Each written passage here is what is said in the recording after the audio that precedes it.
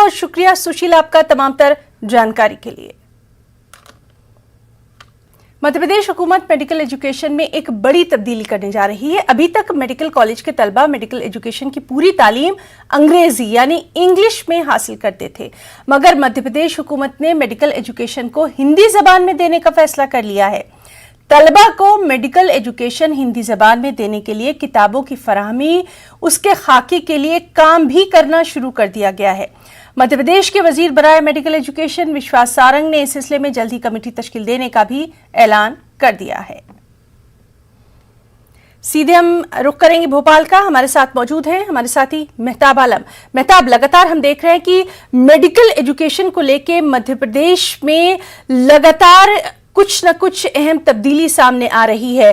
अब जिस तरह से ये पूरा मामला सामने आया है कि हिंदी में तालीम देने का फैसला किया गया है, क्या कुछ ये पूरा मामला है और इस पर सियासी तौर पर क्या कुछ रद्द-ए-अमल? ना बता दें, सियासी तौर पे अगर बात करें तो हुकूमत के फैसले की कोई जो है साफ तौर पर मुखालफत नहीं करा, लेकिन तलबा में इस बात को लेकर तशवीश पाई जा रही है। तलबा का कहना है कि अगर जो है हिंदी में मेडिकल एजुकेशन होगी तो उनका मुस्तकबिल तारीख हो जाएगा, क्योंकि हिंदी की अगर वो पढ़ते हैं, MBBS उन्होंने कर भी लिया, तो मध्य प्रदेश के बाहर अगर उनको MS करना है या दूसरे हायर एजुकेशन में जाना है तो वहाँ पर उनके पास एजुकेशन के लिए दूसरा ऑप्शन नहीं होंगे, क्योंकि उनका ये भी कहना है कि हुकूमत ने ऐलान तो जरूर कर दिया लेकिन अभी उनके पास किताबें नहीं है, लिटरेचर नहीं है और तमाम चीज़ों की टर्मिनोलॉजी को तैयार करने में एक अच्छा खासा वक्त लगेगा। इस पर हमारे साथ बातचीत करने के लिए बहुत सारे तलबा मौजूद है। फरहान, इस मामले को किस तरह से देखते हैं? सरकार के इस फैसले का बहुत बहुत स्वागत है कि हिंदी भाषा को वो लागू करना चाह रहे हैं, मगर सरकार ने इस पर ना तो कोई तैयारी की है ना इस पर कोई गौर किया है। फॉर एग्जांपल, अगर हिंदी में कोई MBBS करता है और हाई एजुकेशन के लिए केरल या कहीं बाहर जाता है तो उसको काफ़ी परेशानियों का सामना उठाना पड़ेगा।